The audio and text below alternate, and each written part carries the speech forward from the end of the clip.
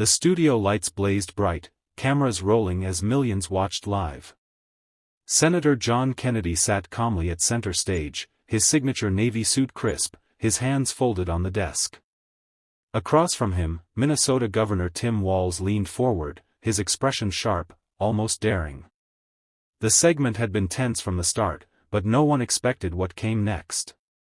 Walz smirked, his voice suddenly cutting through the air like a blade.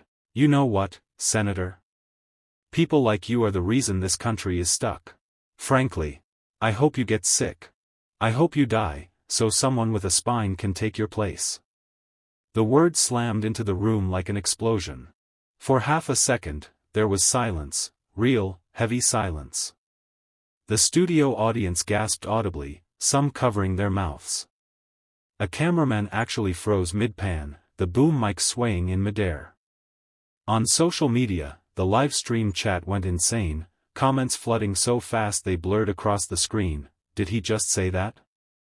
OMG, Walz said what? Kennedy didn't move at first. His jaw tightened, his eyes narrowing just slightly, a flash of steel in his gaze. The moderator looked horrified, fumbling with her cards, unsure whether to cut to commercial. But Kennedy raised one hand gently, stopping her. The camera zoomed in. The audience was now dead quiet, hearts pounding, waiting for Kennedy's response. His voice, when it finally came, was low, but every syllable carried. "Governor Walz, did you just wish death on a United States senator?" The question wasn't loud, but it hit harder than a shout. Walz shifted in his chair, his smirk faltering for just a moment. Kennedy's tone sharpened, his southern drawl turning into something cold, deliberate. "Let the record show," Kennedy continued, looking directly into the nearest camera, "that the governor of Minnesota just told me he wants me dead, and he said it live, in front of the American people." Gasps echoed again. The moderator sat frozen. Millions of viewers at home leaned closer to their screens, knowing they were about to witness a moment that would be replayed for years. The silence in the studio was deafening. Every camera stayed locked on Kennedy, the red recording lights glowing like watchful eyes. The moderator's knuckles were white as she gripped her cue cards, clearly praying this wouldn't spiral out of control. Kennedy leaned forward slowly, deliberately, like a man who had just been handed a loaded weapon and knew exactly how to use it. His voice was calm, but each word landed like a hammer. "Governor Walz, my mama always told me that when a man shows you who he really is, you'd better believe him the first time. And tonight, America just saw who you are." The audience stirred, some gasping, some murmuring in disbelief. Kennedy's eyes stayed locked on Walz, unblinking. "You didn't just insult me. You didn't just cross a line. You spit on every American who believes we can disagree without wishing death on each other. And I'll be damned if I let that slide."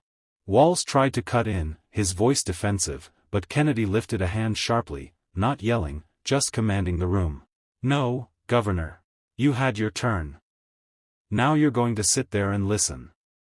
The crowd erupted into applause. Even some who weren't Kennedy supporters couldn't help but clap. The moderator's lips parted as if to intervene, but Kennedy pressed on. "I've spent my life serving this country, not perfect, but trying.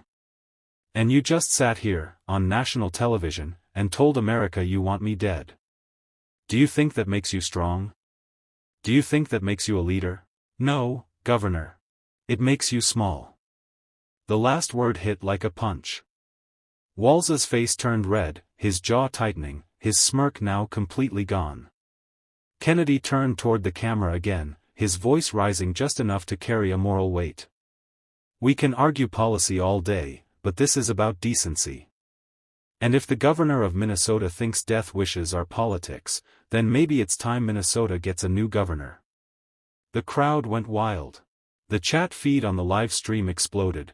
Kennedy cooked him fire, fire, fire, this is history. The studio was electric now, the kind of tension that makes even the cameras seem to hold their breath. Walz shifted in his chair, looking like he wanted to fight back, but every time he opened his mouth, the audience's reaction reminded him how badly the moment had turned against him. Kennedy didn't let up. He leaned back slightly, his calm now almost chilling. Governor, you want to talk about leadership? Leadership isn't sitting on a stage and wishing death on your opponents. Leadership is looking at people you disagree with and fighting for them anyway, because they're Americans too. A ripple of applause rolled through the audience. Kennedy's hand gestured toward the crowd as if to say, "These are the people you just insulted. My state didn't send me to Washington to play games with men like you. They sent me to fight for their jobs, their farms, their kids' futures. And I'll be damned if I let your bitterness and your hate take that away." Walz clenched his jaw, finally snapping back, "Don't lecture me about leadership, Senator." But Kennedy cut him off, this time with a voice like thunder. "You just told America you wanted me dead, Governor. You forfeited your right to lecture anyone about anything." The audience erupted, cheers, applause, even a few people standing to their feet. The moderator glanced nervously at the producers offstage, but no one dared cut to commercial. The ratings were through the roof, and everyone knew it. Kennedy turned to Walz one last time, his tone almost pitying. "You thought you could come here and score cheap points. Instead, you showed every voter exactly what you stand for, and tonight, they saw the difference between you and me." He straightened his posture, his drawl landing the final blow, "I stand for decency. You stand for spite." The words echoed in the silence that followed, and the crowd roared like it was a boxing match knockout. Walz stared at his notes, visibly rattled, unable to find a comeback. The camera zoomed tighter, catching every bead of sweat on Walz's forehead. His usual political composure was gone, replaced with a look somewhere between anger and regret. He adjusted his tie, his voice quieter now. "Look, maybe my words were too strong," Walz muttered, his tone suddenly softer, almost pleading. "I just meant that your policies hurt people. I didn't literally mean." Kennedy leaned forward, his face deadly serious, cutting him off mid-sentence. "Governor, no. You don't get to walk this back like it was just a slip of the tongue. You said what you said. And America heard you." The audience went silent again, every eye glued to Kennedy. "You wanted me sick. You wanted me dead. And now that the backlash is here, you want to pretend you didn't mean it. That's not an apology, that's damage control." Walz's face tightened, his hands clasped nervously on the desk. Kennedy didn't let up. His voice grew steadier, stronger, rising with each word. "Let me make something clear," he said, pointing directly at Walz, his southern drawl cutting like a knife. "I've been in fights tougher than this one, in courtrooms, in the Senate floor, in front of cameras just like these. And every single time, I've walked away because I stuck to the truth." Kennedy's hand now rested flat on the desk, his eyes locked on Walz's. "You, Governor, just told millions of Americans that wishing death on someone you disagree with is fair game. And I'm here to tell you, it isn't. Not now. Not ever." The audience erupted, this time into a standing ovation. Even the moderator looked relieved, as if Kennedy had just restored some kind of moral order to the room. Kennedy let the noise wash over him for a moment, then looked straight into the nearest camera. "You can't heal a country by tearing each other apart. And if that's the best Minnesota has to offer, then maybe it's time Minnesota chooses better." The words hung heavy in the air. Walz sat frozen, the color drained from his face. For the first time all night, he had nothing, no comeback, no smirk, no applause line. Just silence. The standing ovation still thundered as Kennedy straightened in his chair, calm but commanding. The cameras framed him like the center of gravity in the room, because he was. Walz shifted uncomfortably, glancing toward the moderator as if hoping she would rescue him, but the producers weren't about to cut away. Ratings were spiking, and the world was watching. Kennedy let the applause die down before speaking again. When he did, his voice was quieter, which somehow made every word hit harder. "Governor Walz, this country is in enough pain already. People can't afford groceries. Parents are worried about their kids' schools. Veterans are still waiting on basic care. And in the middle of all that, you sit here on live television and tell America you want me dead. He paused, letting the weight of the moment settle. You could hear someone cough in the back row. That's how still the studio had become. What you said tonight wasn't just about me. It was about every person who's ever been told they don't deserve to exist because they think differently. And I promise you this, I will never, ever apologize for standing up to that kind of hate. The audience roared again, louder this time, some people shouting, "Go Kennedy," and "Tell him." The live stream chat exploded. This is a knockout, history being made, Walz is done skull. Kennedy turned back to Walz, his gaze sharp but steady. Governor, you had the chance to take responsibility tonight. You had the chance to show this country you're bigger than your anger. But you didn't. And that will follow you longer than anything I could ever say. The moderator finally spoke, her voice shaky but respectful. Senator Kennedy, Governor Walz, we have to go to break. Kennedy gave a small nod, but not before delivering one last line, his voice cool as ice. Go to break. But America won't forget what they saw tonight. The audience erupted one last time as the lights dimmed for commercial. Walz sank into his chair, staring at the table, while Kennedy sat motionless, calm, collected, victorious. When the cameras faded to commercial, the studio was still buzzing. Audience members leaned over to whisper to each other, some shaking their heads, others grinning as if they'd just seen a heavyweight knockout. The moderator exhaled audibly, her shoulders sagging with relief that the segment was finally paused. Kennedy didn't look relieved. He sat straight, eyes fixed on Walz, who was staring at the floor as if it might swallow him whole. The governor's earlier bravado was gone, replaced with a pale, almost shell-shocked silence. During the break, a producer approached Kennedy quietly. "Senator, that clip is already trending," he whispered. "Twitter, YouTube, it's everywhere. Hashtag Kennedy destroyed Walz is #1 right now." Kennedy gave the faintest nod but kept his focus forward. "Good," he muttered under his breath. "Let people see the truth." Walz tried to speak, his voice low and defensive. "This isn't what I meant, you're twisting it." Kennedy turned slowly, his look so cold it froze Walz mid-sentence. "You said what you said, Governor. Don't blame me because the country heard it."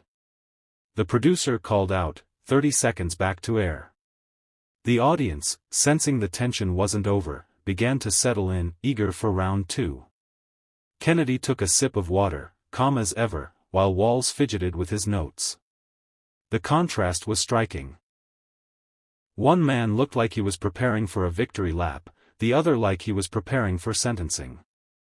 As the lights came back up and the cameras went live again, Kennedy adjusted his tie and turned directly to the camera, bypassing the moderator entirely. "Folks, before we move on, I want you to remember what you just heard. This wasn't just politics, this was character on display. And character matters." The studio audience applauded again, sealing the moment. By the time the program wrapped, the story had already exploded beyond the studio. Kennedy's exchange with Walz was clipped, captioned, and uploaded across every platform before the credits even rolled. Within an hour, the clip had passed 2 million views on X, formerly Twitter. Hashtags dominated the trends, hashtag Kennedy vs. Walz, hashtag Kennedy clapback, and the brutal hashtag WalzWrecked. Influencers on both sides of the political aisle shared their takes. Even late-night hosts couldn't resist weighing in, one posting, "That wasn't a debate, that was a political funeral." Kennedy's team posted the full exchange on his official YouTube channel with the caption, "Watch Senator Kennedy stand up for basic decency." The comments section flooded with praise. "This is why we love Kennedy. He said what all of us were thinking." Walz ended his own career tonight. Meanwhile, Walz's official account was silent. His staff reportedly locked down replies and turned off comments on his latest posts after they were flooded with backlash. Memes mocking him spread like wildfire, screenshots of him sitting stunned at the desk, captioned with, "When you realize you just tanked your campaign on live TV." Cable news ran the clip in a continuous loop. One panelist on a major network said, "This may go down as one of the most devastating live moments in modern politics." Walz handed Kennedy a gift and he used it to hammer him into the ground. At a diner in Baton Rouge, locals were glued to the screen, cheering as the clip replayed. "That's our senator," one man shouted, slapping the counter. "He just put that man in his place." Kennedy, flying back to Louisiana that night, checked his phone briefly. His staff grinned as they reported that donations to his re-election campaign had tripled in just 3 hours. "Good," Kennedy said, slipping his phone back in his jacket pocket. "Because this fight isn't over." The next morning, Governor Walz stood at a podium in St. Paul, flanked by staffers who looked like they hadn't slept. Reporters packed the room, their cameras trained on him, ready to catch every word. Walz cleared his throat and tried to summon the confident tone he usually carried. "Last night, I spoke out of frustration," he began, avoiding direct eye contact with the cameras. "I did not mean to wish harm on Senator Kennedy, and I regret that my words were taken literally." The room buzzed as reporters exchanged skeptical glances. One shouted out, "Governor, you didn't just misspeak, you repeated it twice. Are you apologizing or not?" Walz hesitated, gripping the podium tighter. I'm clarifying my statement," he said, his voice wavering. Within minutes, clips of the conference were online, and the reaction was brutal. Headlines read, "Walz backpedals, stops short of apology, damage control or real remorse." The hashtag #WeakWalz began trending. That afternoon, Kennedy appeared outside his Senate office, taking just 2 minutes to deliver what would become one of the most shared statements of the week. "Governor Walz doesn't owe me an apology, he owes America an apology," Kennedy said, his voice calm but loaded with weight. "Every parent trying to raise their kids right, every teacher teaching respect, every soldier who fought for our freedom, they all heard what he said. And what they got this morning wasn't remorse. It was spin." Kennedy's words hit like a hammer. The clip racked up millions of views, and commentators called it the perfect counterpunch. Even some of Walz's usual allies publicly distanced themselves, with one state legislator posting, "Words matter. We all need to do better," including Governor Walz. Kennedy, unfazed, walked back inside without taking questions. He didn't need to. The narrative was already his. 2 days later, Senator Kennedy landed in Minneapolis to a crowd that was far bigger than his team expected. Hundreds had gathered outside a local community center, holding homemade signs that read, "Character Counts," and "Stand with Kennedy." News vans lined the street, their satellite dishes pointed skyward, broadcasting the moment live to the entire country. Kennedy stepped up to the microphone, his suit jacket off, shirt sleeves rolled. The crowd went quiet, waiting for him to speak. "Folks," he began, his voice carrying the weight of the last 48 hours, "I didn't fly here for politics. I flew here because Minnesota deserves better than what it got on that stage." The crowd erupted in cheers, chanting, "Kennedy. Kennedy." When a man in power stands in front of cameras and says he wishes another American dead, that's not leadership, that's poison. And you can't build a country on poison. The audience roared, some standing on their chairs to clap. Kennedy let the noise swell, then held up his hand for quiet. Governor Walz said he spoke out of frustration. "I've been frustrated too, when farmers lose their crops, when small businesses close, when families can't afford insulin. But I didn't wish death on anybody. Because frustration isn't an excuse for cruelty." His words hit like a lightning strike. Reporters furiously typed, knowing this soundbite would dominate the evening news. Meanwhile, blocks away, Walz held a private fundraiser, but outside the venue, protesters had gathered, chanting, "Apologize," and holding up tablets playing Kennedy's viral takedown on a loop. The optics were devastating, Minnesota voters looked angry, and Walz couldn't escape the cameras. Back at the community center, Kennedy ended his speech with a line that went instantly viral. "If you want a better future, you've got to start by choosing leaders who don't root for your neighbors to die." The crowd roared, the sound echoing through the neighborhood. Kennedy shook hands with attendees for over an hour as clips of the rally began to dominate social media, captioned simply, "This is what leadership looks like." By the time Kennedy's plane touched down in Washington, the country was already buzzing about his Minnesota speech. Cable news ran the clip on repeat, with one anchor calling it the most consequential moment of the political year. Editorial boards weighed in, praising Kennedy's refusal to let the incident fade quietly. Poll numbers began to shift. Overnight surveys showed Kennedy's favorability soaring, even among independents, while Walz's approval in Minnesota plummeted by double digits. Political analysts on both sides admitted the governor might never recover fully from the blow. Walz attempted one last damage control move, a carefully produced video statement released on his social media channels. Sitting behind a desk, he finally uttered the words, "I apologize." But by then, it felt too late. Comment sections were brutal. "Too little, too late. You apologized because Kennedy forced you to. Leadership is doing the right thing the first time." Meanwhile, Kennedy appeared on a primetime news program, looking calm and resolute. "This was never about me," he told the host. "It was about decency. If we can't treat each other with basic respect, then we've lost something more important than any election." The clip went viral within minutes, with one commentator tweeting, "Kennedy just turned a personal attack into a masterclass on integrity." In Louisiana, supporters celebrated. At a small-town bar in Lafayette, patrons raised their glasses as Kennedy's face appeared on the TV. "That man stood his ground," one said. "And he did it for all of us." By the end of the week, major outlets were publishing think pieces about the exchange. The Atlantic ran the headline, "Kennedy's viral moment redefined political decorum." Walz, meanwhile, faced growing calls from within his own party to step aside from upcoming debates. For Kennedy, it wasn't just a win, it was a message. Standing on the steps of the Capitol the following Monday, he addressed a cluster of reporters. "I hope last week serves as a reminder. Words matter. And when someone tries to use them like a weapon, I'll be here, ready to answer."